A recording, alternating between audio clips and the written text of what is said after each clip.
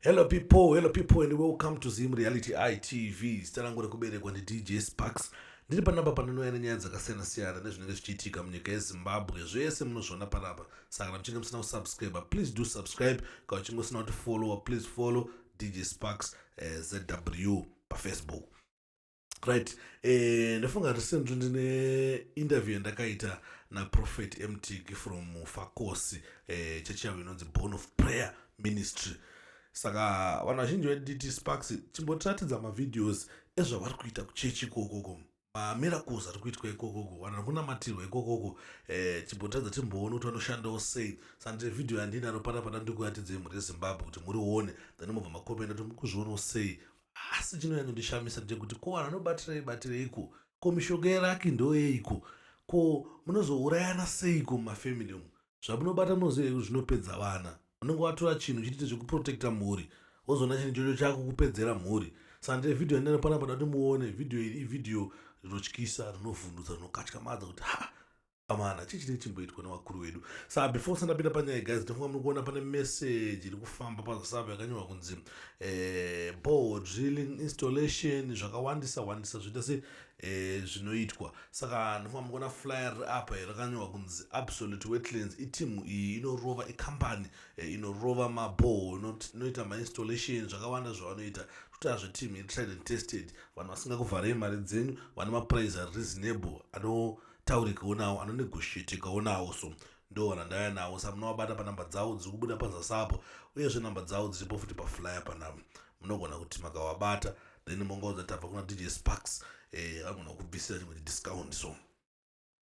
So for now ngatichipinde panyaya yedu timboteerera nyaya iri panapa. Nyatsoiteerera guys, nyatsoteerera nyaya iri panapa, munyatsoinzwisisa ndega, so that munobatsirika, munyatsoona zvishoto vanhu vari evil, vanhu vakashata zvishuwa. Chiwano. Amen. Ukadzonera kupi? Dzanga dziri dzasekuru. Nzvimbo dzechivanhu. Sekuru vanhu sei dzinoda kunge dzakasirwa mumba mako? Amen. Amen. Asi handikadzizive kuti dzakaita kuti. Ndizive kuti dzakaita kuti. Ndakadzipiwa ndidzivadzo baba vangu ndikati ini ndikuda koshanda. Saka dzakaudhandoparara zvadzo. Zvakaoma. Ndoda kuti ndikuudze kubva nyaya yacho. Ndobva ndasvika patsime rekuti ndobva masunungurwa. Pane nhau yetsvimbo yandaona. Asi nhau yetsvimbo idzi dzine mwehuri, pane dzimwe ngozi dzirimo munhongwa. Baba ndobva wapiwa tsvimbo. Ini zvawakapiwa tsvimbo waipirwa itsvimbo. Ndanga ndichirwara handiri kusvikiwa nasekuru. Waisvikirwa rezvishona sekuru wewe. Semunhu wairwara ndaindoti sekuru wako wandosvika pauri. Aiwa. Naindira kuti munzwe. Baba vakapiwa tsvimbo. Vachenzi vari kusvikirwa nasekuru. Naye ungapiwa here tsvimbo uchinzi uri profita usiri profita? Ko tsvimbo waidzitambirirei? Nokuti pakutambidzana nekutambidzana pane agreement inoitwa. Sekuru wangu izvaita, ini ndairwara, ndichiita zvokukarara. Saka ndipo pakabva panani pana sekuru ipapa. Ko tsvimbo dzinozopiwa sei munhu achinzi anosvikirwa iyo mudzimu wacho usati wasvika? Hapana zvindaiziva. Ndoda kukubatsira, handisi kuti wakashata. Pasina kukubatsira kuti pakabvira nyaya yacho ndepapi. Ndobva ndakubatsira. Tsvimbo dzaakapiwa, akapiwa tsvimbo achinzi ari kupiwa tsvimbo noti mudzimu. Nyamba aitopiwa tsvimbo achipiwa mweya wetsvina. Ndopaakapiwa tsvimbo ipapo ndopakataurirwa upenyu hwake. Vana vake vaakabuditsa mudumbu make, hapana chavanobata chipenyu. Saka zvinhu izvozvo ndo zvakatora masimba ese akaenda kumba kwabamukuru. Izvezvi dzimwe dzimba dziri kupenya, asi yenyu yakwekudzika. Vana vako havasi kufa, asi vari kufa chete nenzara. Vari kufa. Mai manji mukwatofa manji. Zvabatikana. Saka chiri kuitika tsvimbo idzodzo ndo dziri kutora vanhu dzichiendesa kumakuva. Asi tsvimbo idzi dzakasiri dzega tsvimbo. Dzanga dzine machira dzakadzinawo.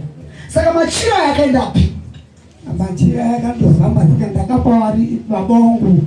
Ini ndanga ndiri mukoma ndaroora. Ndikati inina baba kuti ndingochengete zvine handikoni kuzvichengeta. Ini ndoda kushandirawo mhuri yangu. Baba kubva ati handipe saka pakwenda iko ndakaita kuharare zvakazosara pane munhu andikazwa mukuzvinzwa here kwese kwamuri kufamba kwese chii chamurunzwa hanzi baba wakabata havasi kutaura zvakabatisika vaprofita anongoti munhu akabata yekubata wakabata wakabata asi manje inini mando vandati baba wakaenda un'anga wega apa takusiya zvana sekuru zvekugopiwa zvimwe zvinhu naambuya kana nani ini ndikutara semuprofita kuti iwe wakabata mushonga weraki ndizvo watora mushonga weraki iwowo ndobva watakakunetsa nokuti mushonga weraki iwowo kana ikanotora mushonga weraki tinechirama nokuda kutora wamwe maraki ndizvo saka mushonga weraki iwowo ukazopanduka ndowakuuraya vana nhasi vese vari kupera uri kuraiwa nekuda kuti wakabata mushonga weraki asi waibata uchiti ndodo raki pabasa asi usikazozva wakabata unozobatwa nezvawakabata manje zviri kuzoda kubata iwewe asi kuzobata akabata vanobata asina kubata isu madhodha akabata ngaabatwe nezvaakabata iye ngaaende kumakuva asi vari kuenda ndo vasina kubata mapera ndikutona pane guva nyoro izvozvi nyoro ari kutoona nyoro guva kena profesai ona pane munhu wechikadzi ari kuchema ari kumarinda ari kuti ndakafirei musi wesunday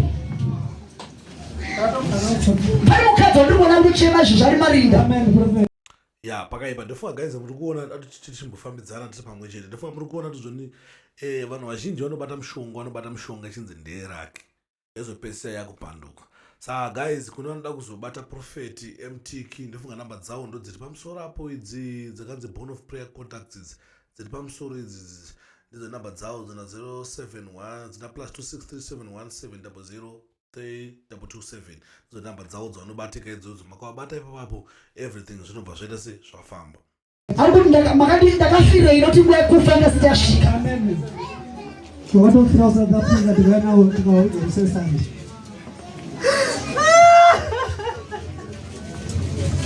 usacheme iwewe sacheme iwewe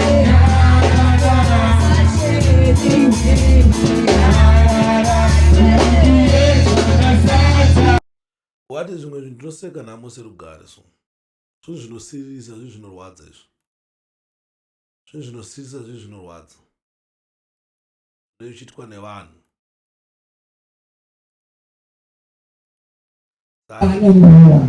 saka tinzoti nyaya yakazofamba sei because nyaya tinayo yese da kuti inzwe kuti yakafamba sei then yakazopera sei kana chiri mukomana ipa serious haisi kuitira kumba kwenyu gara ipasa wese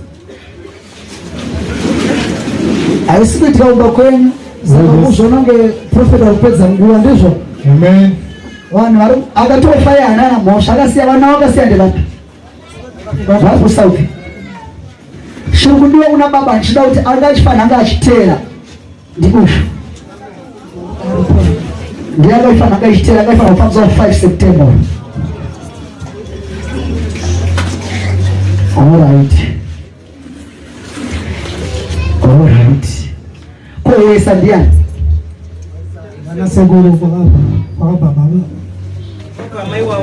ukabva mai wenu ndo vanawesa murume ndoda kuti ndikubatsire pamusoro peupenyu hwako nyengerezi unoiziva nyengerezi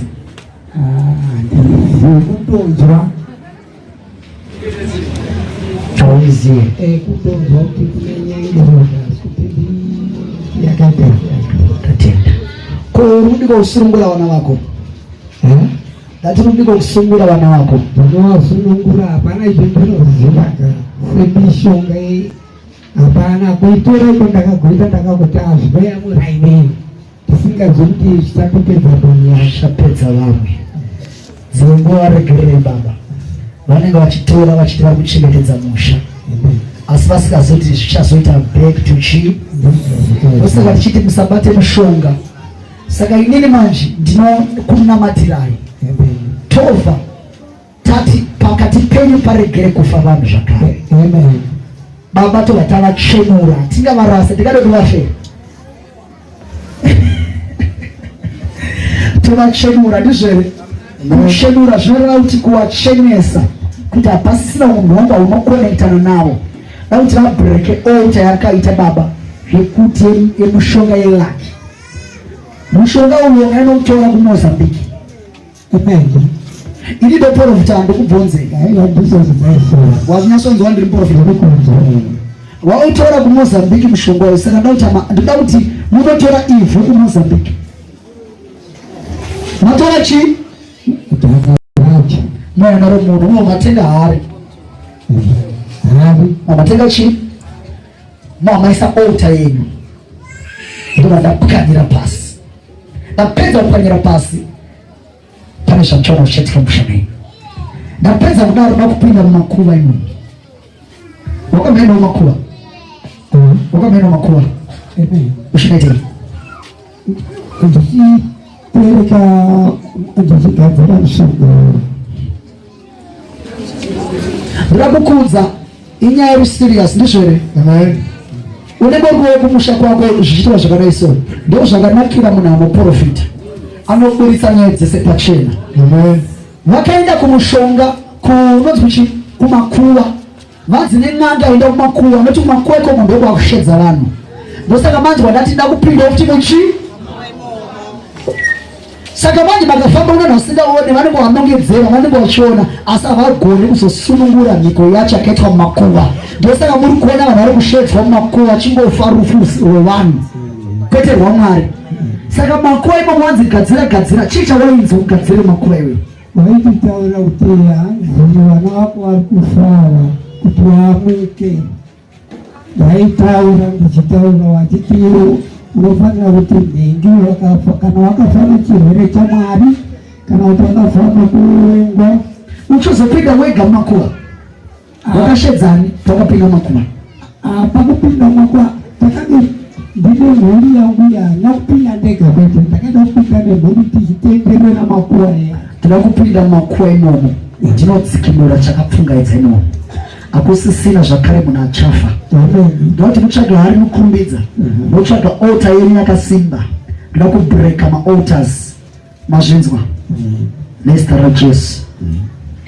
Akazvarwa 1970 something here. 1970 something. 72.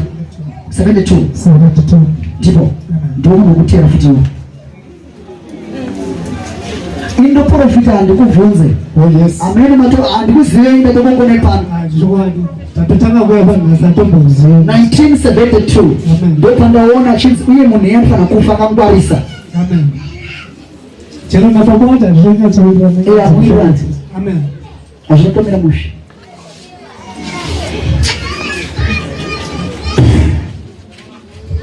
Uyu murume uyu ndo makaroya kuri kupedzera.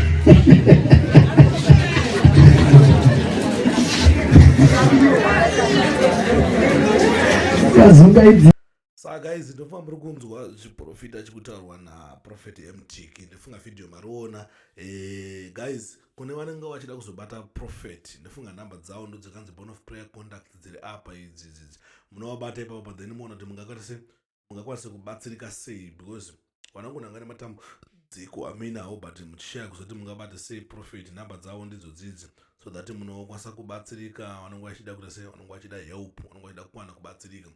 So thanks for watching, thanks for supporting Zimu Reality ITV. Always remember that fear not, sin not, whether you like it or not, the truth is the truth.